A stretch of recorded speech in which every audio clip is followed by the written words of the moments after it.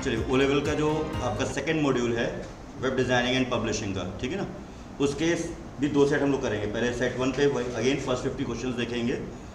Web designing and publishing ये है आपके सेकंड मॉड्यूल का नाम, ठीक है ना। इसका पहला क्वेश्चन जो है आपका वो रहा, what is the purpose of HTML in web design.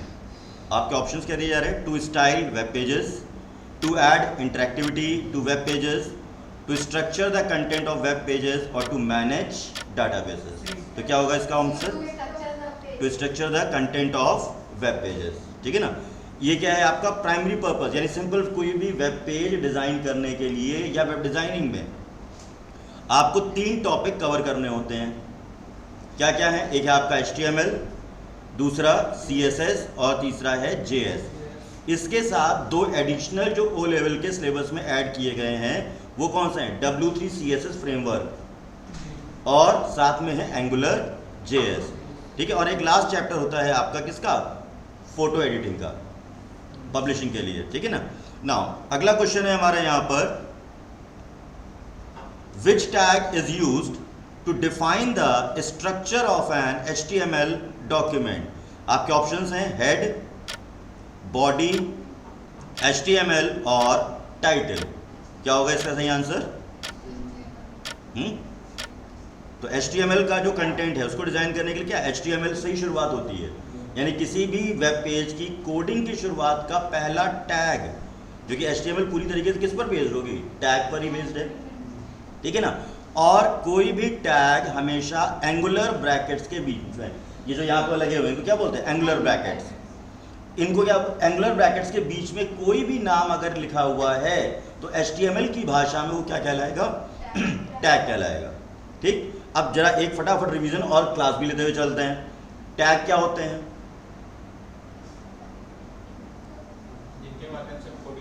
जिनके माध्यम से एक चीज हो गई कि हम कोडिंग कर सकते हैं। दूसरा ये है कि टैग होता है ये बताने के लिए कि ब्राउजर पे कोई भी कंटेंट कैसा दिखाई देगा, ठीक है ना, कि ब्राउजर पे कौन सा कंटेंट कैसा दिखाई देगा, ये हम किससे बताएंगे, टैग से बताएंगे, ठीक है। नाउ नेक्स्ट क्वेश्चन है हमारे यहाँ पर, what does CSS stands for in web design. तो CSS क्या होती है, creative style sheet, computer style sheet, cascading style sheet और लास्ट ऑप्शन होता है कंटेंट स्टाइल शीट। ये क्या है आपका, कैस्केडिंग स्टाइल शीट। अच्छा, ये CSS यूज क्यों कर रहे हैं, किसी भी वेब पेज के लेआउट को या कंटेंट को एक स्टाइल या अरेंज करने के लिए। कैस्केडिंग का मतलब होता है एक के पीछे एक या एक के बाद एक, ठीक है, कि पहली प्रॉपर्टी कॉल हुई, उसके बाद दूसरी प्रॉपर्टी लग गई, उसके बाद तीसरी प्रॉपर्टी लग गई, ठीक है ना। नेक्स्ट क्वेश्चन है आपका यहाँ पर, which of the following is valid unit of measurement in CSS। CSS में वैलिड क्या है, सेंटीमीटर्स, PT पॉइंट्स, इंचेस और none of the above. Points the correct answer होगा इसका, ठीक। इसके अलावा PX भी हो सकता है, अगर ऑप्शंस में PT नहीं दिया गया है तो PX भी मेजरमेंट यूनिट होगी किसी भी चीज की इसमें, ठीक है ना। Now next option, next question आपका ये, what is the purpose of div tag या div tag in HTML। Options हैं, to define a hyperlink, to insert an image, to create a division or section in a web page or none of the above। तो answer है आपका यहाँ पर to create a division or section in web page, ठीक है। और div अकेला कोई टैग नहीं है, div के अंडर में आप सेट ऑफ टैग रखते हो। अगर आपने सिर्फ div लिखा और कंटेंट डिफाइन किया तो उसका कोई मतलब नहीं है, कोई स्पेशल आउटपुट जनरेट नहीं करेगा। तो div के साथ आपको क्या लगाना पड़ता है, CSS की कुछ प्रॉपर्टीज भी ऐड करनी पड़ती हैं, ठीक है। नाउ नेक्स्ट क्वेश्चन है आपका यहाँ पर, विच symbol is used for filter in angular JS। अब ये अगर आपने थ्योरी पढ़ी हुई है एंगुलर JS की और नहीं पढ़ी, अब पढ़िएगा जा करके, ठीक है ना। Double pipe sign, single pipe sign, explanation या एक्सपोनेंट साइन है आपका, एंड के साथ में पाइप साइन। तो इसका सही आंसर है सिंगल पाइप साइन जो होगा वो क्या होगा, एंगुलर JS में फिल्टर रिप्रेजेंट करने के लिए है। Filter in the sense form का कोई भी डेटा, जैसे यूजर ने कोई फॉर्म बनाया है, उस फॉर्म में मल्टीपल ऑप्शंस हैं, अब उन मल्टीपल ऑप्शन से वो क्या कर रहा है, एक कोई सेलेक्ट कर रहा है, तो this is a kind of filter. तो उस डेटा को फेच करने के लिए सिंगल पाइप साइन का इस्तेमाल किया जा सकता है या किया जाता है, ठीक है। Now which tags are not affected if and tag are not used in HTML programming? अब क्या ऑप्शंस हैं, HTML, HR, BR, both B and C, यानी ऐसे टैग जिनको बंद ना करने पर, जो लैंग्वेज है वो भी समझाता चल रहा हूँ, है ना, क्योंकि भाई हो सकता है किसी के इंग्लिश में समझ में नहीं आ रहा, हिंदी समझ में आ रहा क्वेश्चन, ठीक है। तो यहाँ पे तो एक ही चीज़ अवेलेबल है अभी, तो ऐसे टैग जिनको बंद ना करने पर भी कोई फर्क नहीं पड़ेगा, तो वो कौन से होंगे, BR और HR। क्या इसके अलावा कोई और टैग भी है, कौन सा,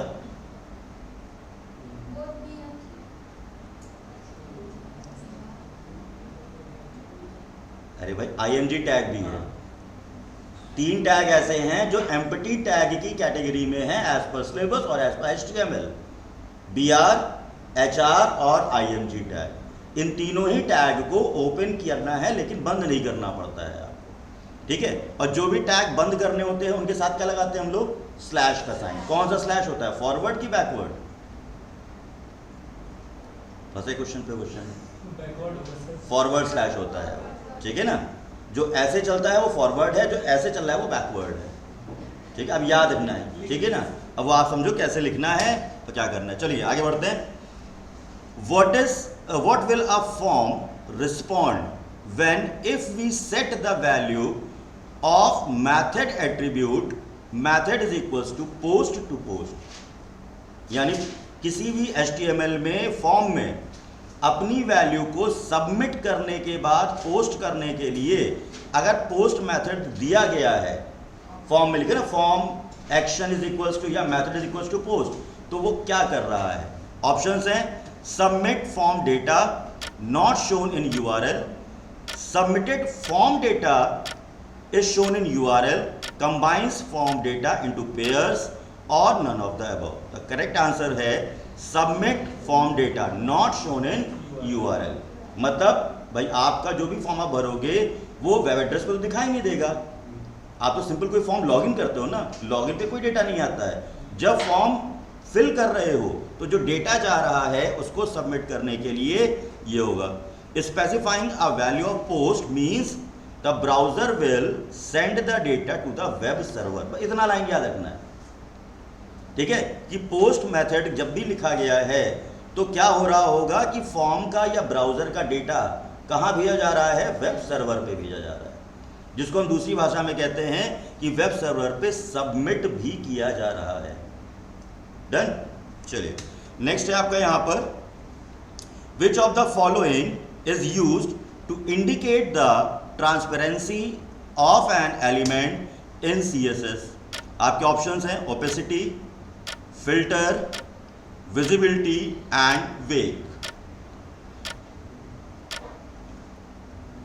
तो ओपेसिटी ऑप्शन होगा जो ट्रांसपेरेंसी को सेट करने के लिए है, ठीक है ना। ये हमेशा कीवर्ड्स को ध्यान रखिएगा क्योंकि CSS भरा पड़ा है प्रॉपर्टीज से, ठीक है ना, और उसके साथ W3 CSS में भी कुछ प्रॉपर्टीज हम लोग को याद रखनी पड़ती हैं। तो ओपेसिटी जो प्रॉपर्टी है वो होती है किसी भी कलर या टैग की ओपेसिटी यानी ट्रांसपेरेंसी को डिफाइन करने के लिए, जो कि 0.5 से 50% के बीच में रहती है, ठीक है ना। द ओपेसिटी जो होता है ओपेसिटी लेवल है, ठीक है, तो प्रॉपर्टी डिफाइन करनी होती है ट्रांसपेरेंसी लेवल के लिए। 1 इज नॉट ट्रांसपेरेंट, 0.5 इज 50%, यानी 50 डिवाइड बाय 100 कर लो, 0.5 का रेशियो बन रहा हो इक्वेशन। नाउ नेक्स्ट क्वेश्चन है आपका, what does triple greater than sign represent? Right shift, bit right shift with 0, left shift और bit left shift with 0। Correct answer है आपका यहां पर बिट राइट शिफ्ट विथ 0। अगर यहां पर सिंपल अगर ये 3 की बजाय 2 लिखे होते या 2 साइन बने होते तो उसको बोलते हैं राइट शिफ्ट ऑपरेटर। यही 2 लेस देन बने होते उसको बोला जाता है लेफ्ट शिफ्ट ऑपरेटर। 3 का तो मीनिंग आपको समझ में आ रहा है, ठीक है ना। तो ये क्या है, हमारे बिट वाइज ऑपरेटर्स। बहुत सारे एक ही शब्द एक सिंबल पे 3 क्वेश्चन लगे हैं भाई। अगर मैंने यही सिर्फ इतना ही लिखा होता और ये पूछा होता कि ये ट्रिपल ग्रेटर देन क्या कहलाता है, तो उसमें से एक ऑप्शन ये भी हो सकता था कि it is also known as bitwise operator, ठीक है ना। बिट वाइज ऑपरेटर्स में double greater than, double less than, जिनको एक में राइट शिफ्ट है एक में लेफ्ट शिफ्ट है। ट्रिपल वालों का यहाँ पे आंसर दिया हुआ है, ठीक है ना। तो ये सभी कैटेगरीज क्या है, हमारी बिट वाइज ऑपरेटर्स की हैं। इसके अलावा सिंगल एम्परसेंट का साइन या सिंगल पाइप साइन, ये है bit wise operator. Bit wise operator किस में मिलेंगे देखने को, CSS में या जावा स्क्रिप्ट में? जावा स्क्रिप्ट में मिलेंगे, ठीक है। चलिए नेक्स्ट है आपका which attributes used to required the input value in forms. आपके ऑप्शंस हैं इंपॉर्टेंट, REQ रिक्वेस्ट या रिक्वायर्ड, और लास्ट है आपका नन ऑफ द अबव। तो क्या होगा इसका सही आंसर? अब थोड़ा सा पढ़ना पड़ेगा हम लोगों को इन चीजों को। रिक्वायर्ड यानी जिस भी फॉर्म के साथ रिक्वायर्ड लगा लिया या कैसे लगाया जाएगा वो आपकी कोडिंग्स में आपको देखना होगा, ठीक है ना। तो रिक्वायर्ड कीवर्ड अगर लगा है तो उस बॉक्स की वैल्यू यूजर कभी भी ब्लैंक नहीं छोड़ सकता है। और ऐसा आपने बहुत सारे फॉर्म्स में देखा हुआ है कि सपोज कहीं पर क्या है, आपका फर्स्ट नेम और लास्ट नेम क्या मैंडेटरी बना हुआ है, स्टार साइन बना रहता है वहां पे, तो उस बॉक्स की कोडिंग में कहीं ना कहीं रिक्वायर्ड कीवर्ड लगा होगा। ये बूलियन एट्रीब्यूट होता है, यानी ये ट्रू और फॉल्स रिटर्न करता है अंदर। अगर खाली है तो 0 रिटर्न करेगा, भर दिया तो 1 मतलब वैल्यू फिल हो चुकी है। यानी ये मुझे नहीं बता रहा है, ये वेब सर्वर को बता रहा है कि हाँ भाई इन्होंने वैल्यू भर दी है। अगर नहीं भरी होगी तो सर्वर क्या बताएगा 0, तो सर्वर तुरंत आपको वार्निंग भेजेगा, यानी फॉर्म पे एक इंडिकेटर आ जाएगा कि ये अभी मिसिंग है या आपने ये फिल नहीं किया हुआ है। क्लियर है? तो रिक्वायर्ड एट्रीब्यूट होता है किसी भी वैल्यू को क्या फिल करवाने के लिए, जो कि वेब सर्वर को बूलियन वैल्यू रिटर्न कर रहा होगा, ठीक है। Now next question, which property will used for fix the content of background. तो बैकग्राउंड के लिए कौन सी CSS है? Background dash attachment colon fixed, background dash position colon locked, background dash attachment locked with semicolon and none of the above. Background attachment with a fixed property, ठीक है ना। तो ये सारी CSS की प्रॉपर्टीज आपको एक बार जाके दोबारा देखनी पड़ेगी। अगर अभी तक आपने इन चीज़ों को इग्नोर किया हुआ है तो अपनी बुक उठाइए, HTML की नोट्स उठाइए, जो भी हैं वहाँ देखिए, और थोड़ा सा नेट पे भी सर्च करिए। क्यों? क्योंकि CSS अपडेट होती रहती है। CSS की 400 प्रॉपर्टीज आपको कोई लिखवा नहीं पाएगा, लेकिन आपको एक बार व्यू कर लेना है क्या, कुछ मेन प्रॉपर्टी, जैसे ये आपका आ रहा है, ठीक है ना। चलिए नेक्स्ट क्वेश्चन पे आते हैं। Which of the following is used to add styling to HTML element. HTML में स्टाइल्स ऐड करने के लिए क्या लगाया जाएगा? ऑप्शन दिए जा रहे हैं CSS, JavaScript, PHP and the last is none of the above. ये नन ऑफ द अबव वाले क्वेश्चंस पे सारे ऑप्शंस को ध्यान से ऑब्जर्व जरूर करिएगा। हो सकता है जो करेक्ट है वो दिया ही नहीं है, तो none of the above is the right answer होगा, ठीक है ना। तो नन ऑफ द अबव, दो तरीके के क्वेश्चन पे बहुत दिमाग लगाना पड़ेगा। एक जहां ऑल ऑफ द अबव दिया हुआ है तो वहां पे सारे ऑप्शंस को वेरीफाई करना है कि हाँ ये वहां फिट हो सकता है, या नन ऑफ द अबव दिया हुआ है तो सही आंसर पता हो तो डिसाइड हो पाएगा, ठीक है ना। और वेब डिजाइनिंग का पेपर M1 से थोड़ा सा लिटिल बिट हायर डिफिकल्ट होता है ना, इसीलिए आपके क्वेश्चंस की लैंग्वेज को उसी तरीके से रखा गया है जिस तरीके से नाइलेट में आते हैं, है ना। सीधा सीधे क्वेश्चंस पे कोई नहीं आएगा। Now what does the term responsive design refer into in web design. अब नाम बहुत बार सुना है हमने क्लास में कि रिस्पॉन्सिव पेजेस बनाते हैं हम लोग। अब ये रिस्पॉन्सिव होता क्या है? Website that respond to the user input, website with dynamic content, website that adapt different screen sizes, devices, website with interactive animations. तो करेक्ट आंसर है website that adapt to different screen sizes and devices. Is known as the responsive design. Responsive, जब अगर आपसे पूछा जाता है responsive page, तो आपका पहला वाला ऑप्शन सही होता है। जब रिस्पॉन्सिव डिजाइन की बात हुई तो आपका वेब पेज किसी भी तरीके की स्क्रीन पर अपने कंटेंट को क्या करता है, ऑटो फिट कर लेता है। ठीक है ना, आप एक वेबसाइट मोबाइल पे खोलो और वही वेबसाइट डेस्कटॉप सिस्टम पे खोलो, दोनों का स्क्रीन ऑटोमेटिकली क्या हो जाता है, एडजस्ट हो जाता है। तो this is known as the responsive design. Clear? Question को ध्यान से 2 बार 3 बार पढ़िएगा, तब जाके आंसर करिएगा। अभी रिस्पॉन्सिव से हो सकता है कि सबके दिमाग में पहला वाला चल गया हो, कुछ लोग दिमाग में पहला वाला ऑप्शन चल गया होगा। रिस्पॉन्सिव पेज और रिस्पॉन्सिव डिजाइन 2 अलग अलग चीजें हैं। ठीक है ना, जब रिस्पॉन्सिव डिजाइन की बात हो रही है तो आंसर क्या है, पढ़ लो पहले। रिस्पॉन्सिव पेज की बात होगी तो कौन सा सही होगा, ये भी ध्यान रखना। अभी थोड़ी देर पहले मैंने कुछ बताया था, double less than, double greater than, single ampersand, single pipe sign क्या कहलाएगा, बिट वाइज ऑपरेटर। अभी अभी बोला था। सिंगल पाइप साइन जब मैं जेएस के रिस्पेक्ट में, एंगुलर जेएस के रिस्पेक्ट में बात करूंगा तो ये भी लिखूंगा साथ में, single pipe sign is used in filter in which, तब आएगा आंसर एंगुलर जेएस। क्लियर है? क्वेश्चन बहुत ध्यान से पढ़ना है, ये M1 का नहीं है चल रहा कि M1 पर निकल जाएगा, अच्छा ये आता है।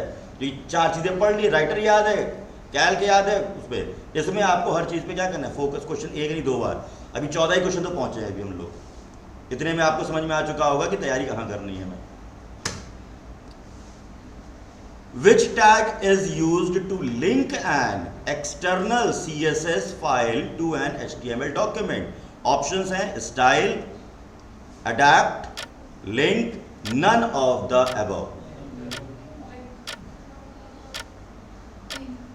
इसमें मैक्सिमम बच्चों को बहुत मेहनत करनी पड़ेगी, जो के आंसर्स आ रहे हैं नन ऑफ द अबव, फिर कोई कह रहा है लिंक, तुक्का नहीं मारना। एक जब सटीक पे बैठोगे, जब पता होगा तो पता है, आपको नहीं पता है तो मतलब नहीं पता है, इसमें चॉइस नहीं है आपकी इसमें।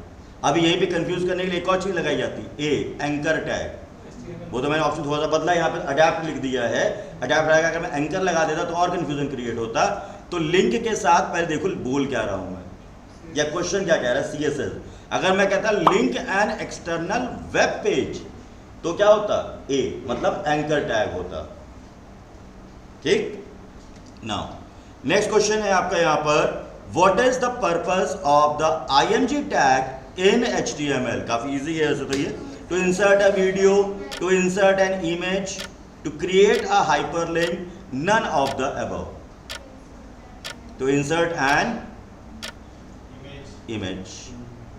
ठीक, अब इसको तो यूज किया है हम लोगों ने। क्लियर?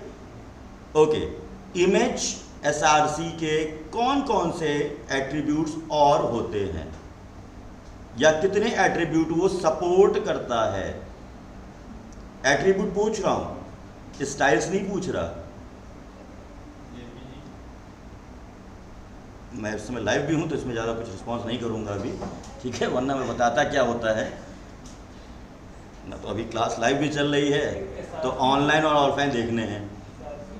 SRC तो कॉमन है, वो तो उसके बिना तो वैसे भी नहीं होना है। Height, border, width, all, total 4 attributes हैं किसके, IMG टैग के। फिर से बोल दे रहा हूं, SRC हटा करके हाइट, विड्थ, बॉर्डर, ऑल्ट। ठीक, ये आपके 4 एट्रीब्यूट्स हैं। साथ में होता है एडिशनल 5वां अलाइन, टॉप, मिडिल, बॉटम। ठीक, ना नेक्स्ट क्वेश्चन है आपका,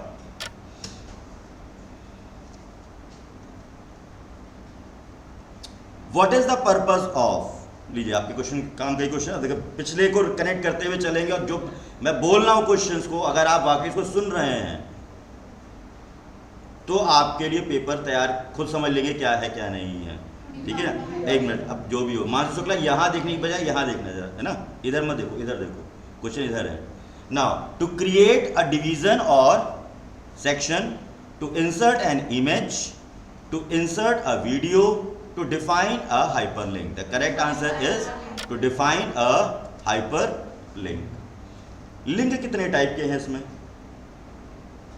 हाइपरलिंक कितने टाइप के होते हैं, हाइपरलिंक कितने टाइप के, बस सिंपल सा क्वेश्चन है मेरा।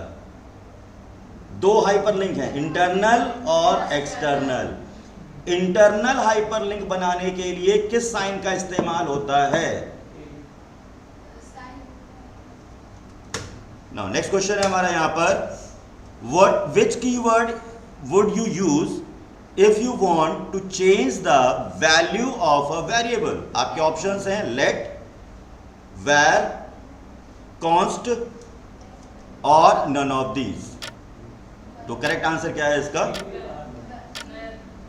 ये आपने अभी पढ़ा ही नहीं होगा, ठीक है, तो क्योंकि जीएस का ये हिडन पार्ट रहता है, ठीक है, तो ध्यान रखिएगा, इसमें तुक्का नहीं माना, याद रख लीजिए। लेट होता है आपका किसी भी वैल्यू को चेंज करने के लिए, बट ये किसी कोडिंग में इस्तेमाल नहीं होता, पहले बोल दे रहा हूं मैं आपको। ये कहीं आप सीधे सीधे जेएस में क्या कर सकते हो, क्योंकि जेएस या JavaScript not strictly bounding, not strictly. आप लेट ए बराबर 10 लिख सकते हो, वैर ए बराबर 10 लिख सकते हो, और ए बराबर 10 भी लिख सकते हो, तो इसीलिए ये वर्ड आपके सामने आया नहीं होगा। बट कभी किसी में क्या होता है, क्वेश्चंस पूछ लिए जाते हैं। The let keyword introduce in ES6 edition जो था आपका, उसके लिए था। In CSS the spacing of two lines between your content is determined through which of the following? Line height property, min height property, max height property and again none of these। तो फिलहाल line से related है, तो इतना तो समझ में आ रहा होगा कौन किसको सपोर्ट कर रहा है, लाइन हाइट प्रॉपर्टी यूज हो रही होगी, ठीक है।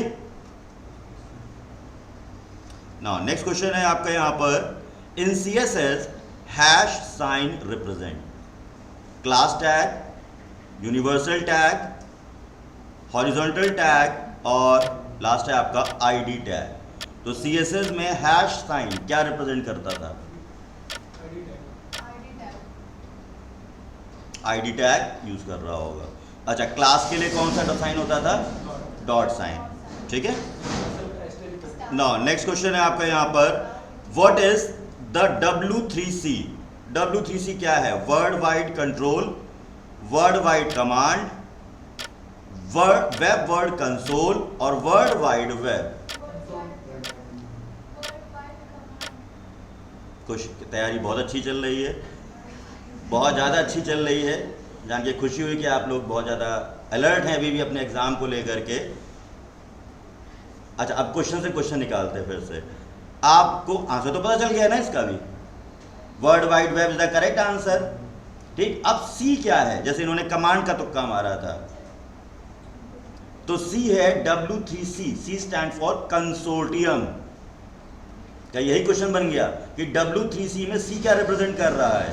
तो कैस्केडिंग दिमाग में आ रहा है, अभी एक के दिमाग में कमांड आ रहा था, अभी कंट्रोल भी आ जाता, ठीक है ना। तो सी स्टैंड, अगर W3C है तो सी शब्द जो, सी कैरेक्टर जो है वो है कंसोर्टियम।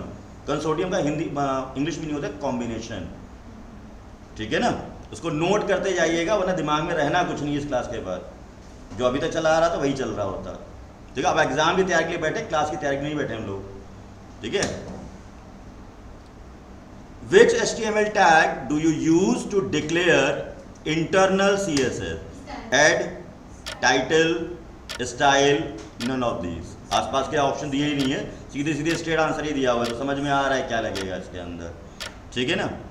अच्छा, अभी यहाँ पे आंसर तो पता ही था हम लोगों को, इसी जगह पर इसको मॉडिफाई करके दिया जा सकता था, style type is equals to text slash CSS। इसका एक और टैग लिखने का, यानी स्टाइल टैग को लिखने का एक और तरीका होता है, style space type is equals to text slash CSS। Slash जब भी होगा फॉरवर्ड ही होगा, ठीक है ना। तो अगर ये नहीं लिखा है स्टाइल कीवर्ड या स्टाइल टैग नहीं लिखा है, तो उसकी जगह पे ऑल्टरनेट में स्टाइल स्पेस टाइप लिखा होगा, ठीक है। नाउ नेक्स्ट क्वेश्चन है आपका, what is a variable that is visible only inside the function where it is defined? Options है आपके, local variable, global variables, both A and B, none of the above. तो एक चीज अंदर बाहर तो हो नहीं सकती है, या तो अंदर होगी या तो बाहर होगी। तो अंदर वालों को क्या बोला जाएगा? आपका ऑप्शन है तो लोकल वेरिएबल। तो किसी भी फंक्शन के अंदर, ये फंक्शन के जो शब्द आ रहा है, ये आ रहा है JS से उठ करके, जहाँ पे बटन्स पे काम करते थे, ऑन क्लिक लिखते थे ना हम लोग किसी फंक्शन का नाम, सबमिट है, शो है ना, तो उसके अंदर जो कोई भी वेरिएबल लेते थे कैलकुलेशन वगैरह के लिए, वो क्या कहलाएंगे, हमारे लोकल वेरिएबल्स। ठीक है ना। नेक्स्ट क्वेश्चन है आपका यहाँ पर, which function is used for calculation और कैल्क इन CSS। आपके ऑप्शंस हैं कैलकुलेटर, कैल्क फंक्शन, कैलकुलेट और कैलक्यू। अभी कुछ बच्चे यहाँ पे वेब पेज बना भी रहे थे, कैलकुलेटर वाले कुछ बना रहे थे, पूछ रहे थे आपस में, है ना। तो जो CSS है वो ये है आपकी कैल्क, ठीक है ना, जो जिसके थ्रू आप क्या कर सकते हैं, कोई भी कैलकुलेशन टाइप का जो भी बनाना है अपने को, कैलकुलेटर वगैरह ना। नेक्स्ट क्वेश्चन है आपका यहाँ पर, curve adjustment is used to control the image exposure, shape exposure, direction of image. अब फंसा मामला ऑल ऑफ दीज पर। आप पहले समझ लो क्वेश्चन को, उसके बाद बताना। Image exposure, curve in the sense है कॉर्नर, यहाँ पे जो कॉर्नर्स होते हैं उनको राउंड करने के लिए होता है ये, ठीक है, उसको बोलते हैं कर्व एडजस्टमेंट। और कोई इमेज में कर्व होता नहीं है। बॉर्डर लाइन जो होती है उसे कर्व बोलते हैं या एजेस बोलते हैं उनको। यहाँ कर्व नहीं लिखा होता तो एज लिखा होता है, एज समझ रहे हैं ना, ठीक। तो उस एज, EDGE, एज शब्द भी इस क्वेश्चन में कर्व की जगह पर इस्तेमाल हो सकता था। नाउ नेक्स्ट क्वेश्चन है आपका यहाँ पर, all of tags of HTML are lower case, upper case, non case sensitive और case sensitive. Non case sensitive, कोई भी HTML का टैग केस सेंसिटिव नहीं होता है। क्या ये नियम JS पे भी लागू होता है? इसका मतलब प्रैक्टिस नहीं हो रही है। हाँ, तो उसको पढ़ना होगा हम लोग को। JS केस सेंसिटिव है, JS केस सेंसिटिव है। चलिए नेक्स्ट क्वेश्चन पे आते हैं यहाँ पर हम लोग, which of this programming language is used for backend purpose? C#, Ruby, Python, all of these.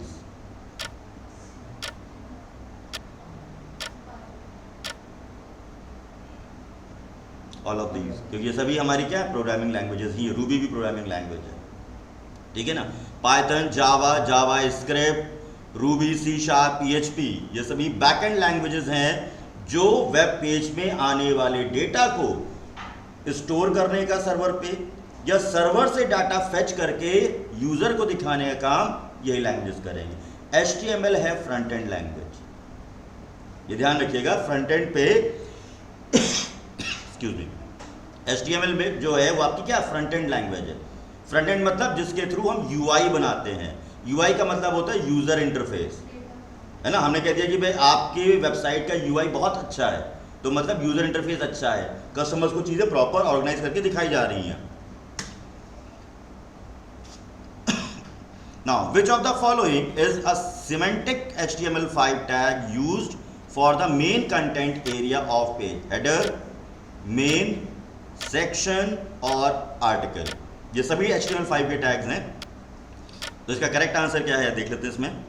The main जो स्पेसिफाई करता है, it should be the central content that unique to the page, that should ideally be only one main. एक coding में एक ही main area define होगा, मतलब main एक ही बार लिखा जाएगा, 36 जगह मेन नहीं लिखेंगे। नाउ नेक्स्ट क्वेश्चन है आपका यहाँ पर, what is the purpose of the CSS property margin? Add space outside the border of an element, add space inside border of an element, change the background colour और change the text colour. तो colour का तो कुछ काम धाम समझ में नहीं आ रहा है इसमें, इतना तो दिमाग लगा सकते हैं ना हम लोग एग्जाम में, ठीक। बाकी बचा स्पेस का, तो स्पेस बाहर का जो होगा उससे कोई मतलब नहीं है। बॉर्डर लगा होगा तो बॉर्डर और कंटेंट के अंदर की जो गैपिंग होती है उसी को मार्जिन बोलते हैं। क्या मार्जिन की जगह पे कोई और शब्द इस्तेमाल हो सकता था? पैडिंग। उसके अलावा कोई और शब्द हो सकता था? स्पेसिंग, सेल स्पेसिंग में यूज किया हम लोगों ने, है ना। नाउ नेक्स्ट क्वेश्चन है आपका यहाँ पर, blank tag is used to define big text in HTML document. अपने टैग्स पढ़े हैं या लिस्ट आपने कहीं बनाई है तो उसमें आपको मिल जाएगा बिग, बी, बिगेस्ट और नन, ठीक है। इसके टैग्स की क्लास हुई है सारी और लगा के दिखाए भी थे। बिग है थोड़ा सा डिस्प्ले क्या करता है, बड़ा देता है। स्मॉल थोड़ा सा मिनिएचर देगा। ये टैग है ये HTML5 की प्रॉपर्टीज में है। और इनकी लिस्ट आपके पास होनी चाहिए, नहीं है तो आप मेंटेन करो। कोई बहुत बड़ा टास्क नहीं है, बिग टैग लिखो, अंदर एक कंटेंट लिखो, बिग को बंद कर दो, आउटपुट देखो स्क्रीन पे क्या आ रहा है। ठीक है ना। नेक्स्ट क्वेश्चन है आपका यहाँ पर क्वेश्चन नंबर 32, सेट 1 पे चल रहे हम लोग अभी। Some characters have special meaning in HTML like less than, greater than, ampersand, all of the. और अभी थोड़ी देर पहले ही सारी बात कहानी कही है मैंने। इस जगह पर HTML हटा करके अगर मैं JS लिख देता तो कुछ और आंसर होते। ठीक है ना। तो इन सब के अपने अपने मीनिंग्स हैं, ठीक है ना। और दूसरा, मान लो किसी कोडिंग में आपको ग्रेटर देन का साइन लगाना ही है, तब क्या करोगे? नहीं समझा मेरा क्वेश्चन? मैंने लिखा हेलो और मैं चाहता हूं हेलो के बाद वेब पेज पर ये एंगुलर ब्रैकेट दिखाई दे, मैं क्या करूं? क्योंकि मैं जब मैं ये लगाता हूं तो टैग बन जाता है वो। अब कैसे लगाऊंगा? नीचे देखो डिस्क्रिप्शन में लिखा हुआ है %LT लेस देन, यानी ये सिंबल जो है ना एंगुलर ब्रैकेट वाला, लेस देन साइन अगर वेब पेज पे दिखाना है तो आप %LT लगा सकते हो। %GT लगता है ग्रेटर साइन लगाने के लिए, और %60 लगता है एम्परसेंड का साइन लगाने के लिए। क्योंकि इन तीनों के अपने अपने काम है कोडिंग में। भाई कोई JS पे चला जा रहा है, कोई टैग बना जा रहा है, तो इनको मैं पेज पे दिखाना ही चाहता हूँ, जैसे ये स्क्रीन पे दिखा रहा हूँ ऐसे वेब पेज पे दिखाना चाहता हूँ मैं। तो उसके लिए एम्परसेंड के साथ में ये एंटिटी या प्रॉपर्टी लगानी पड़ती है। ठीक है, LT हो गया लेस देन के लिए, GT हो गया ग्रेटर देन के लिए। नाउ नेक्स्ट है इसी तरीके से कॉपीराइट का सिंबल है तो नेट पे सर्च करो, डॉलर का सिंबल है या कुछ और सिंबल्स हैं, उनको अगर लगाना है, जैसे वेब पेज में देखा होगा आपने कोने में C और ब्रैकेट में ऊपर गोला बना हुआ है, कॉपीराइट का सिंबल, तो एक बार सर्च करो कैसे लगता है वो। ठीक है, इसी एम्परसेंड के साथ ही लगेगा। नेक्स्ट क्वेश्चन है हमारा यहाँ पर, if you want to write ampersand in an HTML document what entity should be use. अभी जो बात कर रहे थे, आपके ऑप्शंस है $IT, $AMP, $GT और $कोड। तो कोड तो नहीं लगेगा, कोटेशन है। IT अभी ट्राई नहीं किया, GT बता ही दिया था तो बचा क्या आपके पास। ठीक है ना। इसके साथ कुछ इसको बोलते हैं रेफरेंस कैरेक्टर, जो एम्परसेंड के साथ लग रहे हैं इनको बोलते हैं रेफरेंस या स्पेशल कैरेक्टर्स, जो आप यहां पर लगा सकते हो। नाउ नेक्स्ट है, which of the following attribute used in a video tag. Options हैं height and width, controls and autoplay, SRC, all of the above. SRC के बिना कुछ टैग्स हैं जो चलेंगे ही नहीं। ठीक है, तो इसका सही आंसर क्या है आपका? All of the above. ये सभी क्या है? वीडियो क्लिप की वीडियो टैग की प्रॉपर्टी है। वीडियो को प्ले कराने के लिए क्या वीडियो टैग के अलावा कोई और टैग इस्तेमाल हो सकते हैं? तो इस्तेमाल होता है आई फ्रेम। ठीक है, और दूसरा होता है एम्बेडेड टैग होता है। ठीक है, नाउ नेक्स्ट है आपका question, style rules are made up of 3 different parts, select the appropriate option. ध्यान से समझ लीजिए पहले, वो फ्लो मांग रहा है आपसे। ऑप्शंस हैं selector property value, style property value, style proper value और नन ऑफ द अबव। तो CSS 3 हिस्सों से मिलकर बनती है, सेलेक्टर, प्रॉपर्टी एंड वैल्यू। पहले सेलेक्टर ही आता है। कभी कभी ये क्वेश्चन क्या घुमा के दिया क्या, सीक्वेंस चेंज करके, कि what is the correct order to use the CSS। तो पहले सेलेक्टर, देन प्रॉपर्टी, उसके बाद वैल्यू। चलो अब क्वेश्चन से क्वेश्चन निकालते हैं। प्रॉपर्टी और वैल्यू के बीच में क्या लगाया जाता है? डैश, कॉमा, सेमीकोलन या डॉट? कोलन लगाया जाता है, चेक करिएगा। नाउ 2 CSS के बीच में सेमीकोलन लगेगा, 2 प्रॉपर्टीज के बीच में। नाउ नेक्स्ट क्वेश्चन है, how to bold text using CSS। Font dash style colon bold, font weight colon bold, both A and C, none of the above. अब दोनों एक साथ दिए गए हैं। फॉन्ट आने दीजिए, आंसर भी आएगा, भी यहीं पे है sir. Font weight bold, font style के साथ लिखा जाता है इटैलिक। ठीक है ना। और अंडरलाइन करने के लिए कौन सी CSS होती है? CSS पूछ रहा हूं, टैग नहीं पूछ रहा। टेक्स्ट डैश डेकोरेशन, ठीक है, ऐसे ही क्वेश्चन आने हैं अभी तो खैर 36 में है, पूरा 9 सेट और है। Which CSS property is used for change the bullet style? Option है स्टाइल कोलन, अब स्टाइल कोलन कुछ होता ही नहीं है, list dash style dash type, list type और style type, list dash style dash type, नीचे सैंपल भी दिया हुआ है ये, ठीक है। इसमें जो पिक्चर यहाँ लगी हुई है वो PNG होनी चाहिए, एक बार आप बाकी सेट कीजिए, अगर अपडेट CSS हो गई तो पता नहीं मेरे को, ठीक है ना। नेक्स्ट है आपका यहाँ पर which tag is most useful for creating web pages for blog, DIV, section, article और NAV या nav tag. nav stand for the navigation, तो ये मोस्टली यूज किया जा रहा होगा आर्टिकल टैग, क्योंकि ब्लॉग्स में क्या होते हैं, कंटेंट होते हैं हमारे, तो हेड मेंटेन करना है, मतलब हेडिंग फिर डेफिनेशन फिर बुलेट्स, तो इन सब के लिए रहता है। नैव होता है नेविगेशंस के लिए, डिस्ट्रीब्यूटेबल रहेगा ना। Which tag is use for give the form title in forms, आपके ऑप्शंस हैं हेड, लेजेंड, टाइटल और फॉर्म टाइटल। क्वेश्चंस का लेवल थोड़ा सा दिमाग तुक्के पे आ गया है हम सबका, ठीक है। लेजेंड यूज किया जा रहा होता है एज अ फील्ड सेट यहाँ पर, ठीक, हाँ तो अब पढ़ना है इसको, ठीक है ना। कुछ क्वेश्चंस निकाले भी ऐसे ही गए हैं ताकि आउट ऑफ द कंटेंट आए तो पता तो रहे, है ना। तो चीज़ों का लेवल बढ़ाने के लिए क्या किया है। What is angular JS, option है .NET फ्रेमवर्क, HTML फ्रेमवर्क, जावा स्क्रिप्ट फ्रेमवर्क, PHP फ्रेमवर्क। अब फंसे दो जगह हैं भाई, HTML भी है साथ में,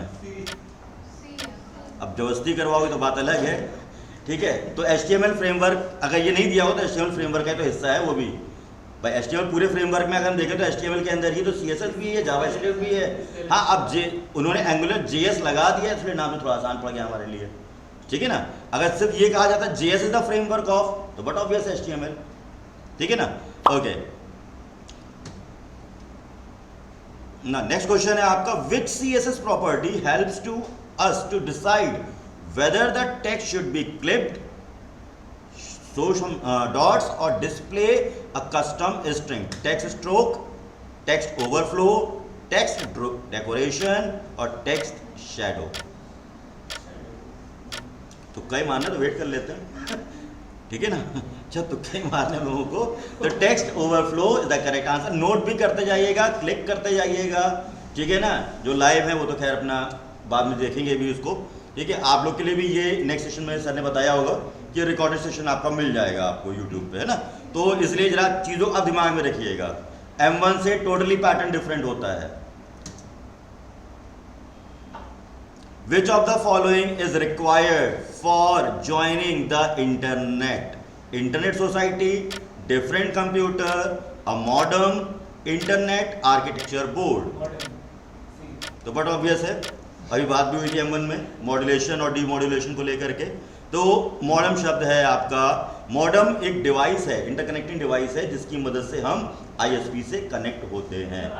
देन ठीक है ना, नेक्स्ट क्वेश्चन है आपका यहाँ पर, which of the following is the purpose of markup language?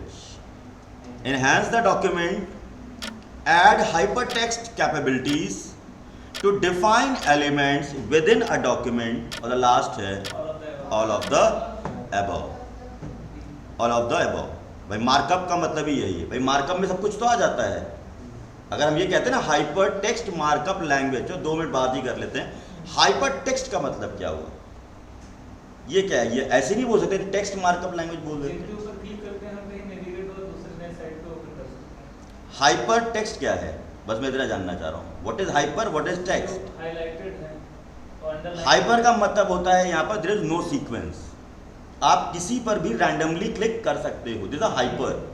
Text जो डिस्प्ले हो रहा है, या किसी भी टेक्स्ट को कभी भी देख सकते हो भाई। ये होता है सीक्वेंस में चलना है कि नहीं, पहले आपको हेडिंग 1 पढ़नी है, फिर 2 पढ़ना है, चैप्टर 1 2 3 4, वेबसाइट पे क्या है, कभी भी कुछ भी क्लिक कर डालो, एक वेबसाइट खोल लो, कभी कहीं चले जाओ, कभी कहीं चले जाओ, इसी से उठाया गया हाइपरटेक्स्ट। मार्कअप क्या है? This is a thinking approach है ना, इसको डेवलप करना लोगों को। Now which of the following is not a mouse event? On click, on mouse move, sorry, on mouse over and on mouse scroll. अब मैंने कहा ना, क्वेश्चन में एक शब्द लगा हुआ है नॉट।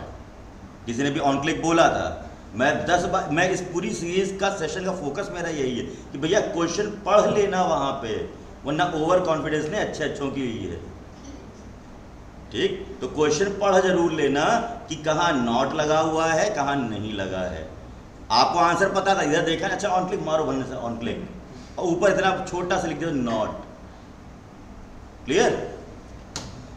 नाउ नेक्स्ट क्वेश्चन है हमारा यहां पर, which of the following is used to apply a specific rule and can never be overridden in CSS?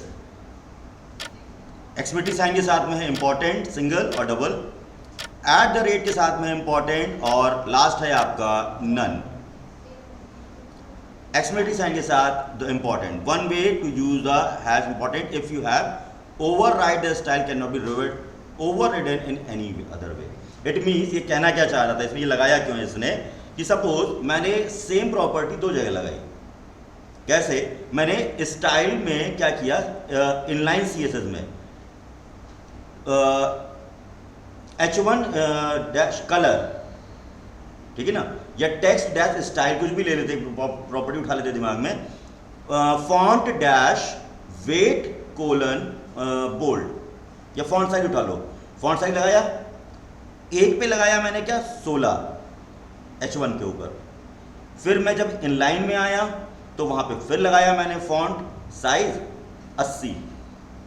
अब होगा क्या, 80 वाला ओवरराइड कर देगा किसको, 16 वाले को, क्योंकि ऊपर से नीचे उतरोगे तो जो आखिरी मिलेगा वही उठा लोगे। यही तो था जब CSS पढ़ रहे थे, तो यही मैंने बताया था कि जब CSS चल रही है तो इनलाइन की प्रायोरिटी पहले रहती है, उसके थोड़ा नीचे जाता है तो इंटरनल पे आ जाते हैं, उससे नीचे जाते हैं तो एक्सटर्नल पे आ जाते हैं। अब मैं क्या कह रहा हूं कि इनलाइन और इंटरनल में, दोनों में मैंने क्या कर दिया है, प्रॉपर्टी सेम दे दी है, वैल्यूज डिफरेंट है। फिर से बोल रहा हूं, वैल्यूज डिफरेंट हैं, तो होगा क्या कि जब नीचे वाले पे आओगे तो इनलाइन की प्रॉपर्टी क्या करेगी, इंटरनल को ओवरराइड कर देगी। उसी से बचने के लिए उसने कहा है ये लगा लो कि कहीं पर भी अगर आप हैश इंपॉर्टेंट यूज करोगे तो जो पहले लिखा था उसी को प्रायोरिटी मिलेगी, जो लास्ट में आया उसको प्रायोरिटी नहीं मिलेगी। ठीक है ना, यानी नेम कॉलिजन को ऐसे समझो, दो डिफरेंट नेम्स को, सेम वैल्यूज को वहीं रखो जहां वो चाहिए थी, बस। ठीक है, नाउ इंटरनल में देखना। Now the transfer file from any web page to computer system is referred as uploading, forwarding, downloading और transferring। चलो देख लेते, डाउनलोडिंग ही रहेगा। ठीक है, अब कौन सा प्रोटोकॉल जरूरी है वो भी पता होना चाहिए था, तो पता है FTP प्रोटोकॉल है, file transfer protocol.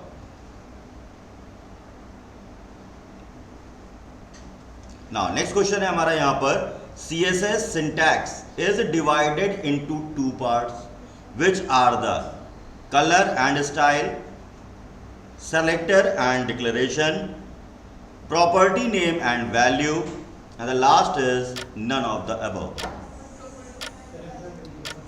Colour and style तो होगा नहीं, सेलेक्टर, डिक्लेरेशन और प्रॉपर्टी नेम एंड वैल्यूज पे डाउट है। तो पहले क्या होना चाहिए, पहले होता है आपका सेलेक्टर और उसके बाद डिक्लेरेशन।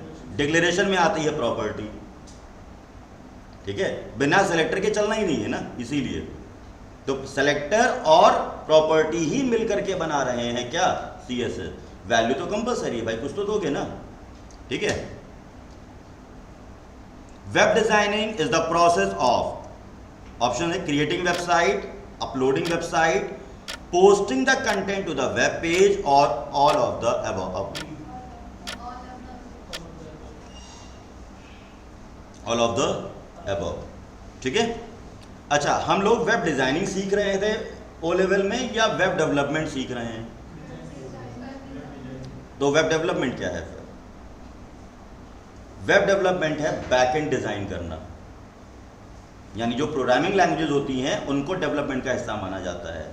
हम लोग जो कर रहे हैं वो डिजाइनिंग का पोर्शन है, यानी फ्रंट एंड डिजाइन करना ही हमारा क्या डिजाइनिंग है। ठीक है, web designing is the process of creating, website नहीं होगा, क्रिएटिंग वेब पेजेस हो सकता है। ठीक है ना, वेबसाइट क्रिएट करना मेरा काम नहीं है, वेबसाइट तो कोई और क्रिएट कर रहा है, मैं तो उसके क्या कर रहा हूँ, पेजेस बना रहा हूँ बस। ठीक है, now to make your website mobile friendly, you make your website light, responsive, user friendly और the fast loading. Fast loading से मकसद नहीं है, वो तो सर्विस प्रोवाइडर की जिम्मेदारी है। अब फंसे तीन ऑप्शंस में हम लोग यहाँ पे, the correct answer is responsive. ये तो अभी थोड़ी पहले सबसे पहला दूसरा क्वेश्चन तो ये तो था कि रिस्पॉन्सिव डिजाइन का मतलब क्या था। नाउ लास्ट क्वेश्चन सेट 1 का है, server side scripting website consist of 2 main parts which are, options हैं आपके, scripting language, scripting engine, both A and B, और सर्वर इंटरैक्शन मोड।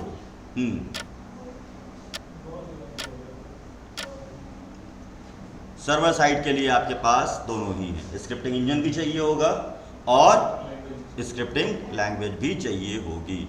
तो ये